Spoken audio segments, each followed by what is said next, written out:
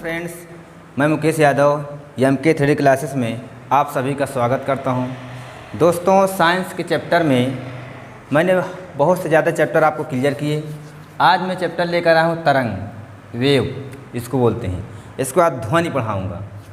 तो तरंग के बारे में पढ़ाया जाएगा, तो चैनल को सब्सक्राइब न क्यों सब्सक्राइब कर लीजिए, लाइक करिए, अपने दोस्तों में ज़्यादा से ज़्यादा शेयर करिए ताकि आपके दोस्त भी अच्छे तरीके से पढ़ते रहें। कोई वैकेंसी आए तो अच्छे तरीके से फाइट करते रहें। RRB NTPC के लिए साइंस पढ़ाया जा रहा है, बेहतरीन तरीके से पढ़ते रहिए। तो तरंग के बारे में बताया जा रहा है ऊर्जा एवं संवेग का। पहले इसमें बताया जाएगा, तरंग के बारे में पढ़ाएंगे। तरंगें कितनी प्रकार की होती है, अनुप्रस्थ तरंगें, अनुदैर्ध्य तरंगें, आवृत्तियाँ, अल्फ़ा बीटा, ये सब के बारे में बेहतरीन तरीके से पढ़ाया जाएगा। जो क्वेश्चन पूछे जाते हैं एग्ज़ाम में, हर एग्ज़ाम पूछे जाते हैं, उसके अंतर्गत बताया जाएगा। तो तरंग के बारे में पहले आपको मैं चर्चा करता हूँ। तरंग जिसको बोलते हैं वेव, इंग्लिश में वेव्स, ये ऊर्जा एवं संवेग का स्थानांतरण जो होता है वही कहलाता है तरंग, वही कहलाता है तरंग गति।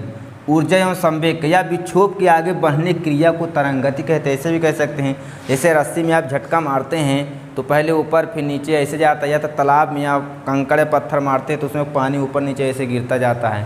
तो ये प्रकाश किस प्रकार की तरंगे, ध्वनि किस प्रकार की तरंगे, ये सब वीडियो शुरू से लेकर लास्ट तक देखिए, एकदम मज़ा आ जाएगी।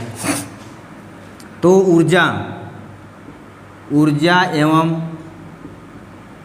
एवं संवेग, ऊर्जा एवं संवेग का स्थानांतरण, ऊर्जा एवं संवेग का स्थानांतरण होना ही तरंग गति कहलाता है, तरंग गति कहलाता है।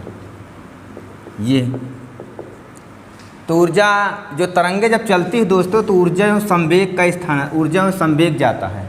जब तरंगे चलती है तो ऊर्जा भी जाता है और संवेग भी जाता है, द्रव्यमान और वेग भी उसमें जाता है। तो ऊर्जा, अगर कोई ऐसे पूछ ले कि तरंगे में किसका स्थानांतरण होता है, तो ऊर्जा एवं संवेग का स्थानांतरण होता है। इतना ध्यान रखिए। तरंगे कितनी प्रकार की होती हैं, तो मेरे प्यारे दोस्तों, तरंगे दो प्रकार की होती हैं। नंबर एक होता है यांत्रिक तरंगे, नंबर एक होता है यांत्रिक तरंगे, नंबर दो होता है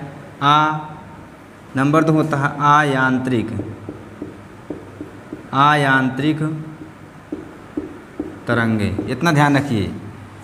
मैकेनिकल, नॉन मैकेनिकल, इसको इंग्लिश बोलते हैं मैकेनिकल, इसको बोलते हैं नॉन मैकेनिकल।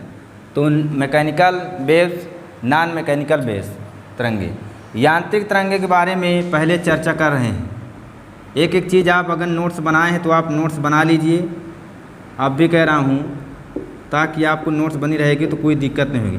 यांत्रिक तरंगे, ये तरंगे ऐसे होती है दोस्तों कि इनको चलने के लिए किसी माध्यम की आवश्यकता नहीं होती। इन तरंगों को, ऐसी तरंगे जिनको चलने के लिए किसी माध्यम की आवश्यकता होती है, ये ऐसी तरंगे होती है जिनको चलने के लिए किसी माध्यम की आवश्यकता होती है। जैसे कह दिया जाए कि ध्वनि तरंगे जो होती है, इनको चलने के लिए निर्वात एक प्रकार क्या है, माध्यम है। तो जिन तरंगों को चलने के लिए माध्यम की आवश्यकता होती है, यांत्रिक तरंगे कहलाती है। ऐसी तरंगे जिनको चलने के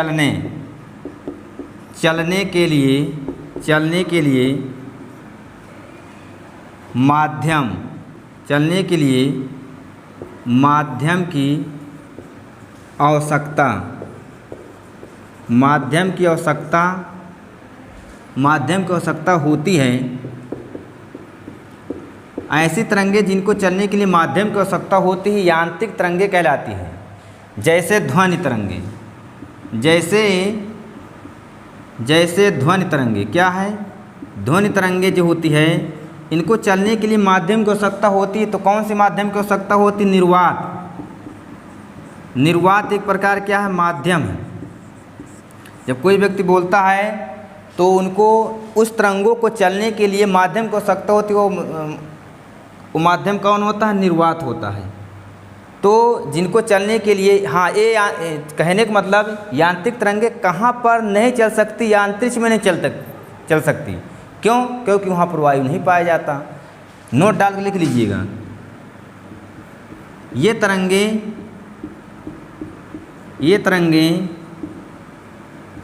अंतरिक्ष में नहीं चल सकती। क्यों? क्योंकि वहाँ निर्वात नहीं होता। एकदम सीधी सी बात है दोस्तों कि जिन तरंगों को चलने के लिए माध्यम की आवश्यकता होती है यांत्रिक तरंगें, तो यांत्रिक जैसे ध्वनि तरंगे हैं, इनको चलने के लिए निर्वात वायु की आवश्यकता होती है। आप पूछ सकता है एग्जाम में कि यांत्रिक तरंगें कहाँ पर नहीं चल सकती? तो अंतरिक्ष में नहीं चल सकती। क्यों नहीं चल सकती? क्योंकि अंतरिक्ष में वायु का आभास होता है, वहाँ निर्वात नहीं होता, वायु ना के बराबर पाया जाता है, इसलिए क्योंकि माध्यम वहाँ पर है ही नहीं है। तो आपको ऐसे इसको ध्यान रखना है। अब यांत्रिक तरंगें होती कितनी प्रकार हैं? तो यांत्रिक तरंगें जो होती है दोस्तों 2 प्रकार की होती है। यांत्रिक तरंगें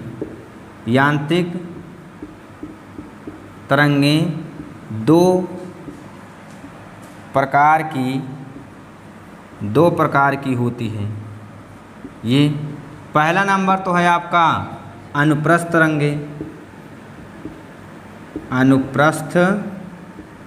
तरंगे। दूसरा नंबर है अनुदैर्ध्य तरंगे। ये अनुदैर्ध्य तरंगे। तो यांत्रिक तरंगे कितनी प्रकार की होती है? यांत्रिक तरंगे 2 प्रकार की। एग्जाम कोई पूछ सकता है कि यांत्रिक तरंगे कितने प्रकार की? 2, अनुप्रस्थ तरंगे, अनुदैर्ध्य तरंगे। अनुप्रस्थ तरंगे क्या होती है दोस्तों? ये लंबवत रूप में कंपन करता है। रस्सी में झटका मारते हैं जब, तो ऊपर नीचे ऐसे जाता है, तो अनुप्रस्थ तरंगे होती हैं। अनुप्रस्थ तरंगे मैं समझा देता हूँ, फिर पॉइंट लिख देता हूँ। अनुप्रस्थ तरंगे जो होती है लंबवत रूप में कंपन करती है। यांत्रिक तरंगे केवल ठोस में ही उत्पन्न की जा सकती है, द्रव एवं गैसों में नहीं होती। द्रव में होता है परंतु द्रव के केंद्र के अंदर नहीं होता, द्रव के सतह पर होता है। जो अनुप्रस्थ तरंगे द्रव में होता है परंतु द्रव के सतह पर होता है, केंद्र में नहीं होता। और गैसों में अनुप्रस्थ तरंगे नहीं पाई जाती। ये एग्जाम में पूछता है कि अनुप्रस्थ तरंगे कहाँ नहीं पाई जाती? तो गैसों में नहीं पाई जाती, द्रव में नहीं पाई जाती। द्रव में पाया जाता है तो उसके ऊपरी सतह पर पाया जाता है, केंद्र के अंदर नहीं पाया जाता है। इतना आपको उसमें ध्यान रखना है। आओ फिर इसके बाद अनुदैर्ध्य तरंगे होती है। ये तरंगे दोस्तों क्या होती है? समांतर रूप में कंपन करती है। ये तरंगे ठोस, द्रव, गैस तीनों में कंपन कर सकती है। ये अनुप्रस्थ तरंगे जो होती है सरंग एवं गर्त के रूप में चलती है। अनुदैर्ध्य तरंगे जो होती है संपीड़न एवं विरलन के रूप में चलती है। तो मैं सब पॉइंट लिख रहा हूँ, आप लिखते जाइएगा एक एक चीज़। बेहतरीन तरीके से नोट्स बनाइएगा क्योंकि पूरा साइंस के चैप्टर कवर करूँगा। तो अब मैं बताया जाएगा अनुप्रस्थ तरंगे। ये अनुप्रस्थ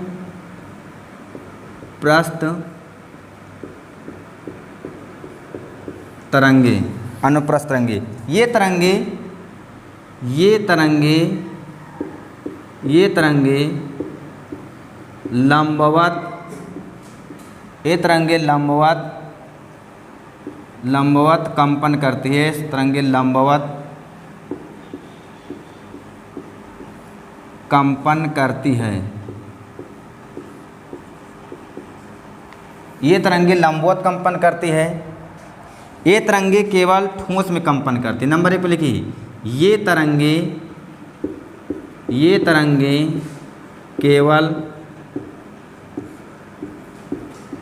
केवल ठोस में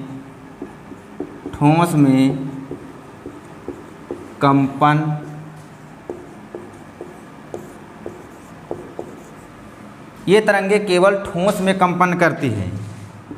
ये तरंगे द्रव एवं गैस में कंपन नहीं करती। जी ध्यान रखिए, मैंने ही बताया था। ये तरंगे द्रव एवं गैस में कंपन नहीं करती तो है द्रव कहने का मतलब ये तरंगे द्रव के भीतर कंपन करती है। कहने का मतलब ये तरंगे द्रव के भीतर नहीं, मतलब द्रव के भीतर कंपन नहीं करती, परंतु द्रव के सतह मीन्स जानते होंगे फलक, ऊपरी सतह पर, परंतु द्रव के सतह पर कंपन करती है। कहने का मतलब यह है कि द्रव के भीतर कंपन नहीं करती। द्रव में कंपन करती तो है, परंतु द्रव के भीतर कंपन नहीं करती, द्रव के सतह पर कंपन करती है, उसके फलक पर, ऊपरी सतह पर। जैसे पानी भरा हुआ है, उसमें हम कंकड़ या पत्थर मार देते हैं तो ऊपरी सतह पर कंपन करता हुआ जाता है लंबवत रूप में। ये ध्यान रखिए। ये तरंगे गैसों में उत्पन्न नहीं की जा सकती। मैंने लिख दिया है कि ये तरंगे गैसों में उत्पन्न नहीं की जा सकती। दोस्तों ये तरंगे क्या होती है, ये तरंगे ऐसे चलती हैं, ऐसे। जी कहने का मतलब ये तरंगे जो होती हैं दोस्तों स्रंग एवं गर्त के रूप में चलती है। कैसे चलती है? इसको बोलते हैं स्रंग, इसको स्रंग बोलते हैं, इसको क्या बोलते हैं? गर्त। इसको क्या बोलते हैं? स्रंग। इसको क्या बोलते हैं? गर्त। इसको क्या बोलते हैं? स्रंग। तो कहने का मतलब ये तरंगे जो होती है स्रंग एवं गर्त के रूप में कंपन करती है। ये तरंगे जो दोस्तों कंपन करती है स्रंग एवं गर्त के रूप में कंपन करती है। कभी कभी पूछ लेता है कि अनुप्रस्थ तरंगे कैसे कंपन करती है, तो अनुप्रस्थ तरंगे स्रंग एवं गर्त के रूप में कंपन करती है। यहाँ लिख सकते हैं ये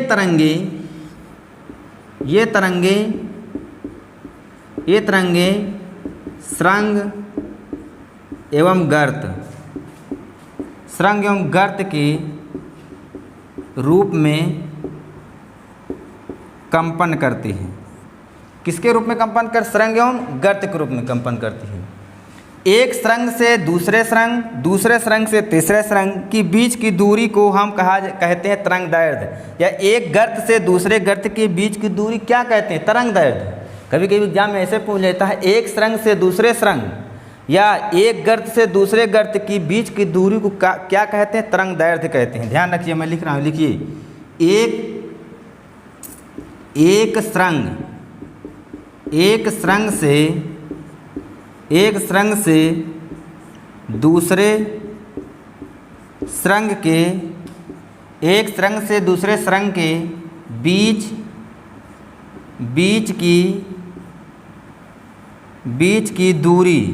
बीच की दूरी को, एक स्रंग से दूसरे स्रंग के बीच की दूरी को तरंग दैर्ध्य कहते हैं। तरंग दैर्ध्य कहते हैं। तो इसे लैम्डा से व्यक्त करते हैं। कैसे व्यक्त करते हैं? लैम्डा से। इसे लैम्डा से व्यक्त करते हैं। इसका मात्रक जो होता है, तरंग दैर्ध्य का मात्रक जो होता है एंगस्ट्रॉम होता है। एंगस्ट्रॉम। एक एंगस्ट्रॉम बराबर 10⁻⁻10 मीटर होता है ये, और एक माइक्रोन बराबर जो होता है 10⁻⁻6 मीटर होता है। एक एक चीज़ जितना क्वेश्चन एग्जाम में पूछा जाता है सब टोटल में लिख रहा हूँ। ये तरंगे स्रंग एवं गर्त के रूप में कंपन करती है। एक स्रंग यहाँ से बीच की दूरी को हम क्या बोलते हैं? तरंग दैर्ध्य। एक गर्त से दूसरे गर्त की बीच की दूरी को क्या बोलते हैं? तरंग दैर्ध्य। इसको तरंग दैर्ध्य, इसको भी बोलते हैं तरंग दैर्ध्य। जी तो मैंने आपको अनुप्रस्थ तरंग के बारे में बता रहा हूँ। अभी अनुदैर्ध्य तो चालू नहीं किया हूँ। जैसे रस्सी में उत्पन्न तरंग।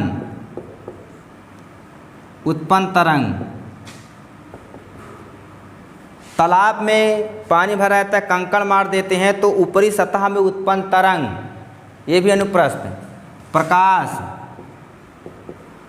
प्रकाश की तरंग।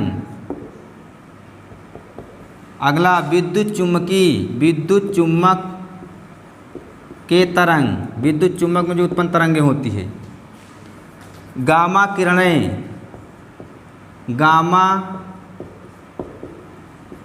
किरण में उत्पन्न तरंग। गामा किरणें में उत्पन्न तरंग। यक्स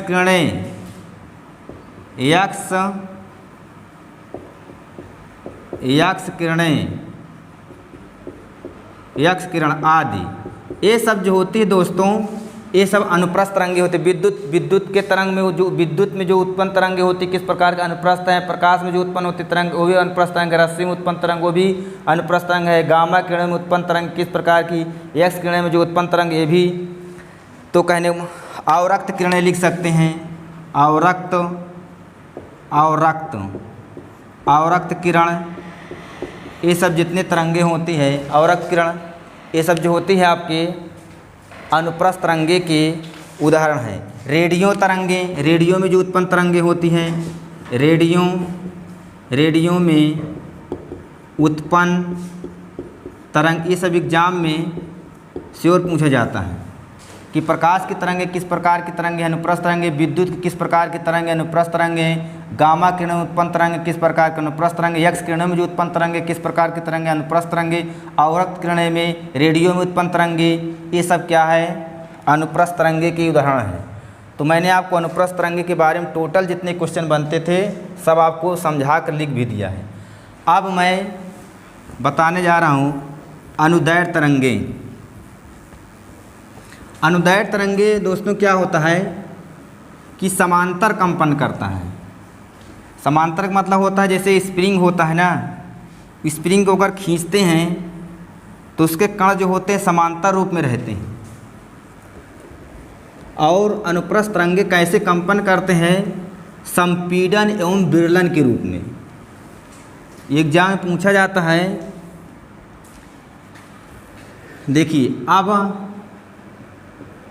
अनुप्रस्थ हो गया है अनुदैर्ध्य। अनुदैर्ध्य तरंग। अनुदैर्ध्य तरंग, ये तरंगे क्या होती है, समांतर रूप में कंपन करती। ये तरंगे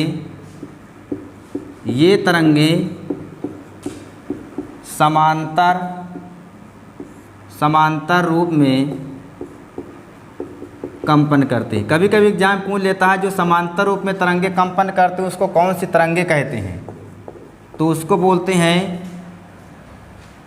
अनुदैर्ध्य तरंगे। ये तरंगे क्या होती हैं, ठोस द्रव गैस तीनों में कंपन करती है। ये तरंगे ठोस द्रव गैस तीनों में कंपन करती है। और अनुप्रस्थ कंपन करती है। अनुप्रस्थ तरंग क्या होती है कि गैस में कंपन नहीं करती। ठोस द्रव गैस में कंपन करती है, द्रव में कंपन तो करती है परंतु द्रव के सतह पर कंपन करती है, उसके भीतर कंपन नहीं करती। इतना ध्यान रखिए। ये तरंगे जो होती है, जैसे मान लीजिए कि स्प्रिंग है,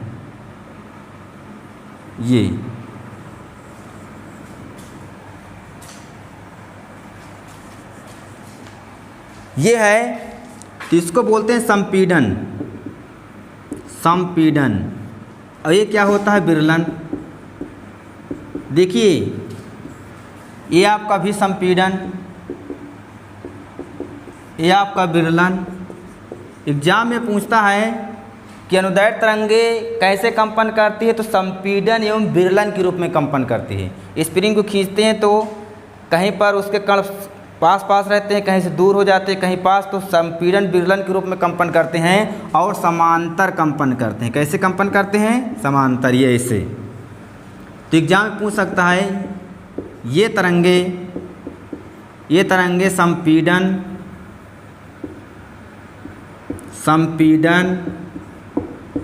एवं विरलन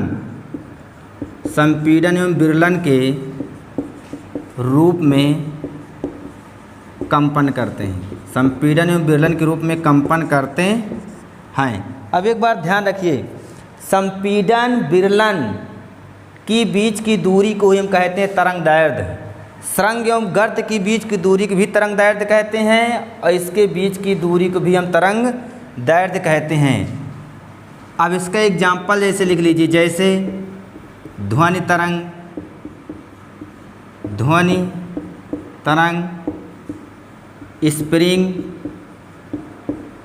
स्प्रिंग में उत्पन्न तरंग।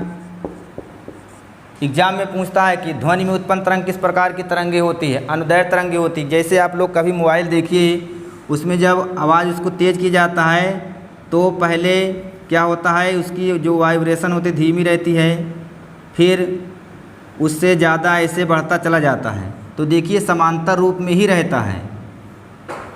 तो इस प्रकार कह सकते हैं कि ध्वनि किस प्रकार की तरंगे, ध्वनि तरंगे एग्जाम में बहुत पूछता है।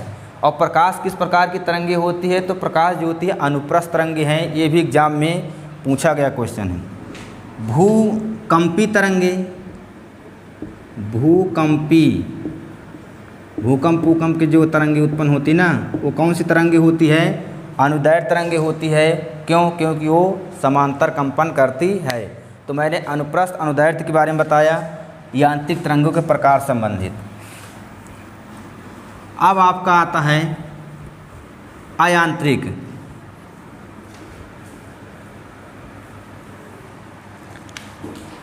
यांत्रिक तरंगों में माध्यम के कण अपना स्थान नहीं छोड़ते। देखिए यांत्रिक तरंगे के बारे में तो मैंने बता दिया था। यांत्रिक तरंगे को चलने के लिए ऊर्जा एवं संवेग की आवश्यकता होता है। यांत्रिक तरंगे कितने प्रकार के बताए थे? 2 प्रकार के बताए थे। अब एक आता है अयांत्रिक तरंगे। अयांत्रिक तरंगों के चलने के लिए किसी माध्यम की आवश्यकता नहीं होती। इतना आप ध्यान रखिएगा, इससे संबंधित क्वेश्चन ज़्यादा पूछता भी नहीं है। अब एक क्वेश्चन इम्पॉर्टेंट है, नोट डाल के लिख लीजिए। तरंग वेग, तरंग दैर्ध्य तथा आवृत्ति में संबंध का सूत्र, ये कभी कभी 1 नंबर पूछता रहता है। तो B बराबर होता है n इंटू लेमडा। वेग का सूत्र जब फार्मूला जानते हैं, मात्रक जानते हैं, ये आवृत्ति होती है। आवृत्ति का मात्रक तो आप लोग जानते हैं क्या होता है? हर्ट्ज होता है। ये इसका मात्रक अगर पूछे तो इसका मात्रक होता है हर्ट्ज। ये कैसी राशि होती है? आवृत्ति, तो सदिश राशि होती है। बीमा क्या होती है अगर पूछे? T−1, क्योंकि इन्हीं फार्मूला एक होता है सूत्र इसका n बराबर 1/T। कहने का मतलब आवृत्ति और आवर्तकाल में संबंध का फार्मूला है। आवृत्ति 1/आवर्तकाल। ये कभी कभी एग्जाम पूछ लें कि आवृत्ति और आवर्तकाल में संबंध का सूत्र क्या होता है? तो होता है आवृत्ति बराबर होता है 1/आवर्तकाल। ये सब छोटे छोटे क्वेश्चन जरूर पूछता रहता है। इसका एक अन्य मात्रक अगर देखना चाहते हैं, आवृत्ति का एक अन्य मात्रक भी होता है। एक अन्य मात्रक कैसे होता है? A1/T लिखा हुआ, तो इसको हम लिख सकते हैं प्रति सेकेंड। ये भी हो सकता है। तो छोटे छोटे सब क्वेश्चन थे, ये सब पूछता रहता है, तो आप इसको ध्यान रखिएगा। ये इसको ज़रूर ध्यान रखिएगा। आवृत्ति का मात्रक क्या होता है? हर्ट्ज होता है। आवृत्ति कैसी राशि है? सदिश राशि। ये जरूर आप इसको ध्यान रखिएगा। ये फार्मूला जो मैंने दोनों फार्मूला लिख दिया है, ये फार्मूला जरूर पूछता है। ये तरंग वेग, तरंग दैर्ध्य आवृत्ति का फार्मूला है। ये आवृत्ति और आवर्तकाल संबंधित सूत्र है।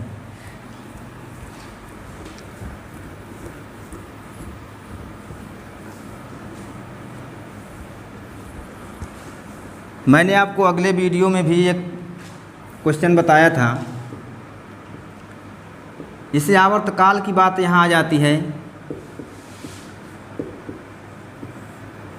सरल लोलक का आवर्तकाल जो होता है डोरी की लंबाई पर निर्भर करता है। यदि झूला झूलते कोई लड़की या झूला झूल रही है और झूला झूलते झूलते उसके बगल में कोई अदर व्यक्ति आकर बैठ जाता है तो उसके आवर्तकाल पर कोई प्रभाव नहीं पड़ता। यदि वो लड़की झूला झूलते झूलते खड़ी हो जाए तो उसका आवर्तकाल क्या हो जाएगा, घट जाएगा, क्योंकि उसका द्रव्यमान जो होता है उसका द्रव्यमान केंद्र के क्या हो जाता है, उसका द्रव्यमान केंद्र के ऊपर हो जाता है, इसलिए डोरी की लंबाई कम हो जाती है, इसलिए आवर्तकाल उसका क्या हो जाएगा, कम हो जाएगा। ये दो क्वेश्चन मैं लिखने जा रहा हूँ, आप ध्यान रखिए। झूला झूलते समय लड़के के बगल में दूसरा कोई और लड़का आकर बैठ जाए तो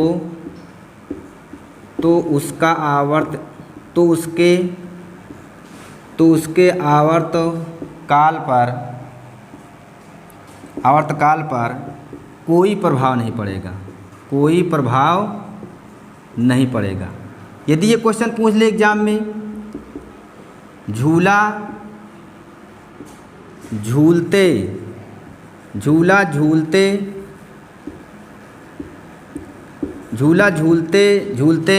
लड़की झूले पर खड़ी हो जाए तो उसका आवर्तकाल क्या होगा, उसका आवर्तकाल घट जाएगा। बता रहे हैं क्यों उसका आवर्तकाल घट जाएगा, क्योंकि जब लड़की खड़ी होगी तो उसका द्रव्यमान जो होता है केंद्र के ऊपर काम करेगा। जब केंद्र के ऊपर काम करेगा तो डोरी की लंबाई घट जाती है, हल्की सी घट जाती है। जब डोरी की लंबाई घट जाती है तो आवर्तकाल घट जाता है, क्योंकि आवर्तकाल किस पर प्रभाव करता है, डोरी की लंबाई पर। तो ये दो क्वेश्चन आप ध्यान रखिएगा। तरंगों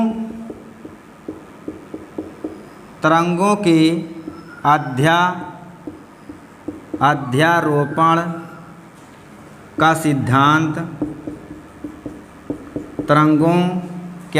का सिद्धांत व्यतिकरण से संबंधित है। ये पूछता रहता है तरंगों का अध्यारोपण जो होता है का सिद्धांत किससे संबंधित है, व्यतिकरण से संबंधित है। विद्युत चुम्बकी, ये सब छोटे छोटे क्वेश्चन लिखिए। विद्युत चुम्बकीय तरंगें निर्वात में संचरित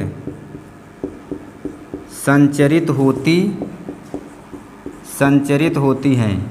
ये है विद्युत चुम्बकीय तरंगों की चाल कितनी होती है, 3 × 10⁸ मीटर प्रति सेकंड होती है। तो इसको आप ध्यान रखिएगा, ये तो सब नॉर्मल क्वेश्चन है। गामा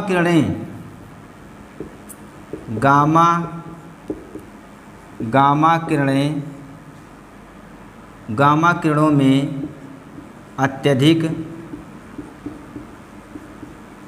अत्यधिक ऊर्जा के कारण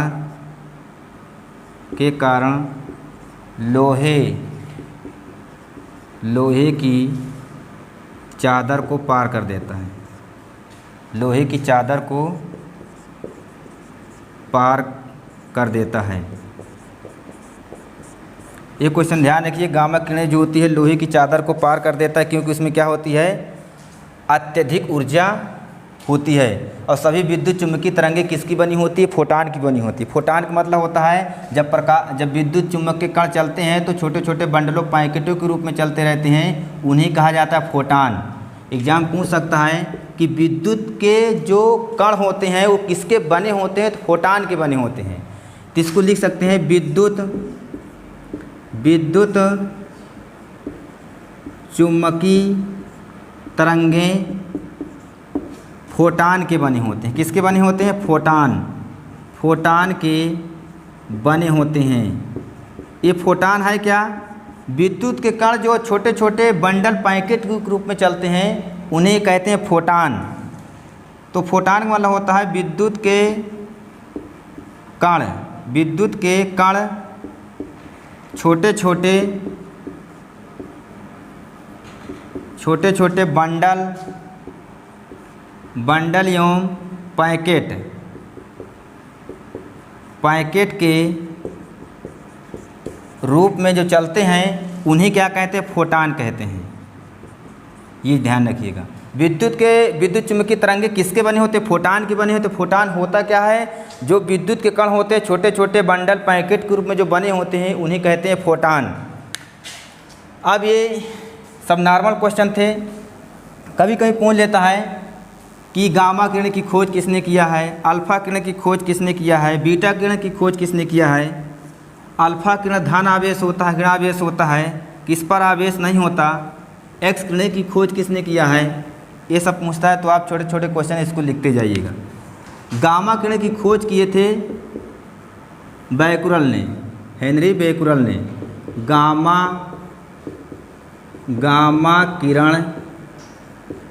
गामा किरण की खोज बैकुरल ने किए थे,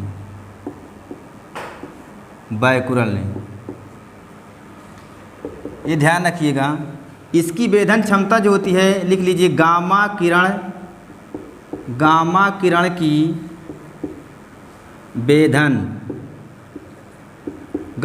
की वेधन क्षमता सबसे अधिक होती है। ये इम्पॉर्टेंट क्वेश्चन है। सबसे अधिक होती है और जो होती है अल्फा किरण की आयनीकरण क्षमता सबसे अधिक होती है। इस दोनों क्वेश्चन में बहुत कंफ्यूज होते हैं। गामा किरण की वेधन क्षमता सबसे अधिक होती है तो आयनीकरण किसकी सबसे अधिक होती है? गामा किरण की आयनीकरण क्षमता सबसे अधिक होती है। ये एग्जाम में बहुत पूछा गया कई बार। आयनीकरण क्षमता सबसे अधिक होती है। अब देखिए, अल्फा और बीटा किरण की खोज रदरफोर्ड ने किया है। किसने किया है? रदरफोर्ड ने। ये इसको ज़रूर आप ध्यान रखिएगा। गामा किरण की खोज तो हेनरी बैकुरल ने किया है। अल्फा और बीटा किरण की खोज किसने किया है? इसको किए थे रदरफोर्ड ने। अब जो न्यूट्रॉन प्रोटॉन सब होता है तो उसमें पूरा बताया जाएगा। जब केमिस्ट्री में बताएंगे तो पूरा उसमें बताएंगे, इसको ध्यान रखिएगा। अल्फा किरण की खोज किए थे गामा किरण। अल्फा किरण धन आवेश होता है, ये तो सब नॉर्मल क्वेश्चन है। अल्फा किरण धन आवेश। बीटा किरण जो होता है ऋणावेश होता है। गामा किरण पर कोई आवेश नहीं होता। गामा किरण पर कोई आवेश। ये सब अगर रेलवे संबंधित अगर देखा जाएगा, ये सब मोस्ट इम्पॉर्टेंट क्वेश्चन है, तो इसको आप ध्यान रखिएगा। एक्स किरण की खोज यक्स किरण की खोज रॉटजन ने किया है। यक्स किरण की खोज किसने किया है? रॉटजन ने किया है। इसका उपयोग जो दोस्तों किया जाता है, इसका उपयोग कहाँ पर किया जाता है? चिकित्सा में क्या करते हैं? इसका उपयोग चिकित्सा एवं औद्योगिक के क्षेत्र में किया जाता है। चिकित्सा एवं औद्योगिक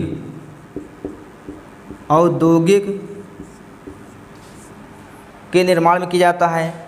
पराबैंगनी किरण की खोज, पराबैंगनी किरण की खोज, पराबैंगनी किरण की खोज रिटर ने किया है। किसने किया है? रिटर ने किया है। देखिए, एक्स किरण की खोज रॉटजन ने किया है, पराबैंगनी किरण की खोज रिटर ने किया है। इसका उपयोग करते हैं सिकाई करने में, सिकाई या बैक्टीरिया को नष्ट करने में, सिकाई करने कामा बैक्टीरिया को नष्ट करने में किया जाता है। सब इम्पॉर्टेंट क्वेश्चन है, रेलवे संबंधित अगर है तो मोस्ट इम्पॉर्टेंट सब क्वेश्चन। एग्जाम पूछता है पराबैंगनी किरण की खोज किसने की? रिटर ने किया है। इसका उपयोग कहाँ किया जाता है? अब इसको मैं रफ कर रहा हूँ। दृश्य विकिरण की खोज किसने किया है? दृश्य, इसको खोज किए थे न्यूटन ने। अब जैसे पराबैंगनी किरण आ गई, पराबैंगनी किरण जानते हैं क्या है? सूर्य के प्रकाश से जो किरणें निकलती है उसमें कौन सी किरणें होती? पराबैंगनी किरणें होती। वो पराबैंगनी किरणों को कौन अवशोषित करता है? ओजोन मंडल जो होता है, समताप मंडल में पाया जाता है, उसको क्या करता है? अवशोषित करता, सोखता है। अब ओजोन की परत को प्रभावित करने वाली गैस कौन होती है? एग्जाम में अगर पूछे CFC, क्लोरोफ्लोरोकार्बन जो होता है। इसको आप ध्यान रखिएगा। ओजोन की परत की मोटाई हम किससे मापते हैं? डाप्सन से। ये सब नॉर्मल क्वेश्चन है, आप इसको भी ध्यान रखना है। दृश्य किरण की खोज, दृश्य किरण की खोज किसने किया है? न्यूटन ने किया है। दृश्य किरण की खोज किए थे न्यूटन ने किए थे। इसे हम इसका उपयोग क्या है? किससे हमें वस्तुएं दिखाई देती, जो कोई भी वस्तु अगर हम देखते हैं तो वस्तु देखने में इसका प्रयोग किया जाता है। एक क्वेश्चन ये पूछा जाता है, अवरक्त किरण की खोज किसने किया? अवरक्त किरण की खोज किसने किए थे? हार्सेल ने किए थे। किसने किए थे? हार्सेल ने किए थे। ये क्वेश्चन इंपॉर्टेंट, ध्यान रखिए। इसको उपयोग कहाँ करते हैं? कोहरा जो हो जाता है तो कोहरे में फोटोग्राफी करने में करते हैं। ग्राफी करने में किया जाता है। ये सब क्वेश्चन ध्यान रखिएगा। लघु रेडियो तरंग की खोज किसने किया है? लघु रेडियो तरंगे की खोज किसने किया? हेनरिक ने किया है। किसने? हेनरिक ने की थी। ये दीर्घ रेडियो तरंगों की खोज किसने किया है? दीर्घ रेडियो तरंगे की खोज मार्कोनी ने किया है। मार्कोनी। ये तो मैंने तरंगे संबंधित क्वेश्चन को आपको बढ़िया से विस्तार पूर्वक बताया। इसको आप नोट्स बनाइए, बेहतरीन तरीके से इसको लर्न करिए, याद रखिए। या तो वीडियो की 1 बार 2 बार देखिए, जब भी टाइम मिले आपको याद होता रहेगा। इसके जस्ट तरंगे के बाद आपको मैं इंड हुआ है अब ध्वनि अगला पार्ट पढ़ाऊँगा। सभी दोस्तों को बहुत बहुत धन्यवाद।